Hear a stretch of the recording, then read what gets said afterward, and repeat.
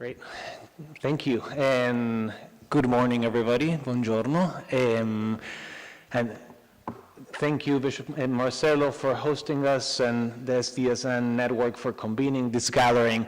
Hard to follow the amazing presentations we just heard, but well, we'll give it a try. So I would like to share in this theme of raising awareness for Laudato Si and the SDGs. I'll be sharing a little bit about our work, which naturally is more focused on climate, SDG 13, which is, sorry, the clicker is not working, Gabriela? Our work is mostly with SDG 13 naturally, which is cross-cutting to many other, or most other SDGs naturally. We're driven by the urgency of the climate crisis, and thank you. So, and we are, of course, Laudato Si is our rallying call, thank you. Just to say a word also, given the theme of awareness raising, our goal here, we have in our case, we have a very clear niche. We're working with the Catholic community. We're trying to mobilize this huge, amazing community. And I love this picture and screen because it illustrates the potential of the size of the opportunity. This is a picture that was shot in Rio in 2013 when Pope Francis went for the World Youth Day.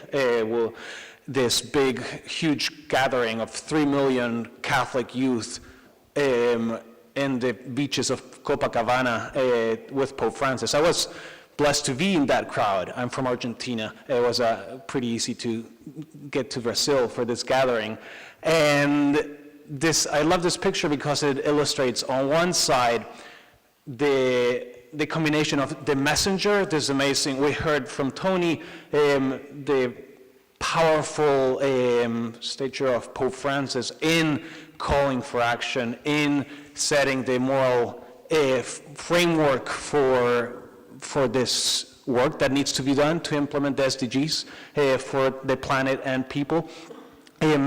This size of the Catholic community is just this picture. There were 3 million people there gathered in that beach. There are 1.2 billion Catholics out there. I don't know how many of them are young Catholics, but it's a big fraction of them. So it's a lot of young people there, and also broadly. But it's not only, it's the Catholic community. Pope Francis also speaks to a wider audience that goes way beyond the Catholic realm. And also, of course, there's the beauty of interfaith dialogue and interfaith collaboration in which we engage a lot. And then it's coupling that with this beautiful message, this beautiful encyclical Laudato Si that Pope Francis published in 2015 that sets the framework for that, and is our main awareness-raising tool. Our work at GCCM, at the Global Catholic Climate Movement, one of our main goals is to get this encyclical to be famous. We want this message to be famous, to be well-known. Just a little background, we started GCCM in 2015, right before the Paris Agreement and the SDGs were signed, knowing that the encyclical was coming. It grew quickly into a global network. We're currently about 800 member organizations, many of them being large international networks with a presence, big grassroots footprint around the globe, working closely with church hierarchy, both Vatican and bishops' conferences across the globe. And our work is about implementing Laudato Si, turning Laudato Si into action in these 3 dimensions. We'd like to speak that there are 3 dimensions for this work. I'll go very quickly through them, and it's a spectrum from an internal transformation to an external transformation. The first one is the spiritual dimension, and this is important I think it's important to emphasize in a gathering like this one.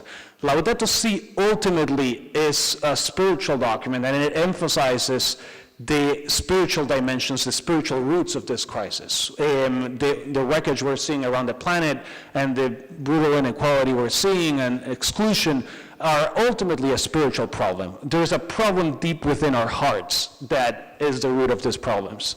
And here, Laudato Si portrays St. Francis of Assisi as that model of integral ecology that spiritual model for us to follow, which is a fascinating figure.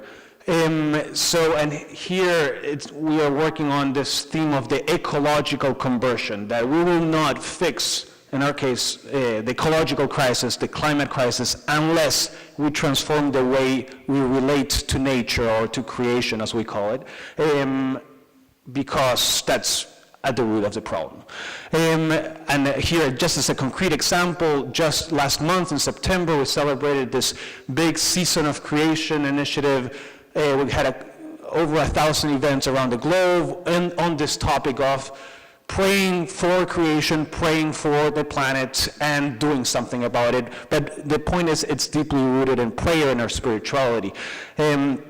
Second, it's about the lifestyles dimension. So once our inner self is transformed, naturally the next step is to transform our lifestyles and our footprint, the direct impact we have in the world. So we have a lot of programming in terms of turning Catholic facilities, parishes like this, to transition to renewable energy, solar energy, and energy efficiency, et cetera, and lead by example, show that it's possible, the local community to follow, and catalyze that transformation.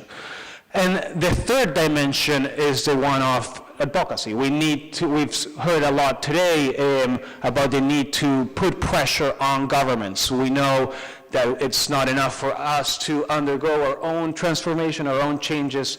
We also need, of course, governments to do their thing. And here, I love this picture. This is an example of, this is our members in the Philippines. The Philippines is a very important part of our story. And you'll see a purple hat there in the middle of the picture. It's a Filipino bishop with the whole community, the diocesan community, and local environmental groups and civic groups mobilizing together against a coal plant. So this is the kind of action that we're trying to spark, is that local pressure on those politicians that ultimately are more responsive to citizen pressure. And I love this.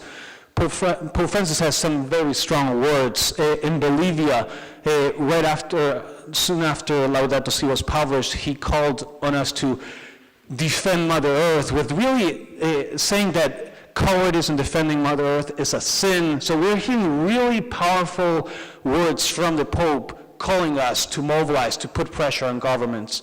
And of course, this is in everything we do. In our case, we're focused on our Catholic niche, but working very closely with other faiths, with other traditions, with a larger climate movement, environmental movement, civic organizations of all sorts. And lastly, I would like to close, I want very quickly, would love to talk more over the conversation, but just for the sake of time, I'd like to point out to this quote from Laudato Si, which I think is important, especially this week. This week, after Bolsonaro was elected in Brazil, this just turned, for me as an Argentinian, a neighbor of Brazil, just became so much more relevant. Pope Francis in the encyclical says, while the existing world order proves powerless to assume its responsibilities,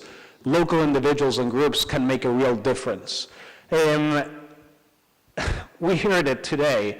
The world order, world leaders are proving to be powerless. They're not doing what they need to be doing. We're just seeing with Bolsonaro winning this week and other governments also retreating from the Paris Agreement, either officially or unofficially.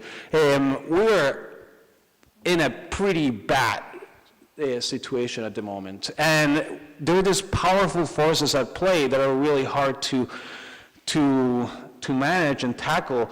But it's a good reminder, we've been talking about a movement. We need to build a movement. There's a quote from the Bernie Sanders organizers that says, the revolution won't be staffed. We need a large, vast, lively, vibrant movement. It's multifacetic, has lots of sub-movements, if you want, ours being one of them, that need to be working together at the local level to drive meaningful change.